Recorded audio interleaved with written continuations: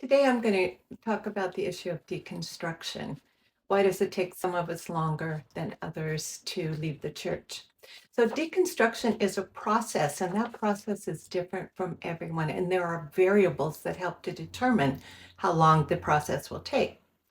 The fortunate person goes to church once when they are an adult with a rationally thinking brain, and they walk out saying, "That's some messed up, you know what." This person never returns to church except for a wedding or a funeral. They can recognize logic when they hear it, and they have no guilt whatsoever for disbelieving. On the other end of the spectrum is the infant who was taken to church. There he hears a bunch of scary or illogical things, but he doesn't have the mental processor that's able to distinguish between myth and fantasy. Sometime between 18 months and 7 years of age, the child develops language skills.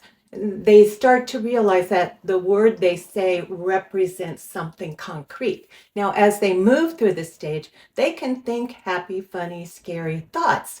Their imagination grows, but it is difficult to know the difference between reality and fantasy, and they struggle with concepts like time and cause and effect.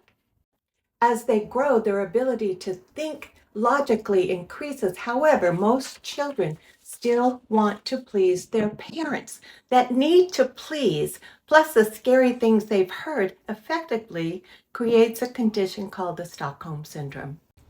The child suffering from religious abuse often tries to justify the unjustifiable, such as burning in a lake of fire.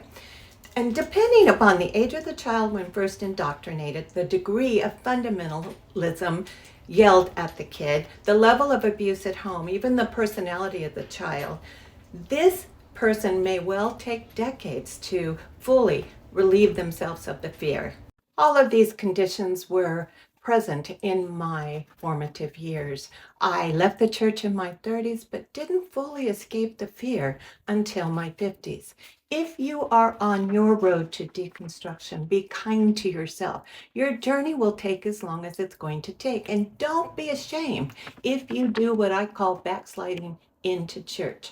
There may be many reasons why you feel safer there than you do in the secular world. And if you're trying to help someone deconstruct, be kind to them and don't expect them to get it perfectly. We all reach freedom in our own time. Bye-bye.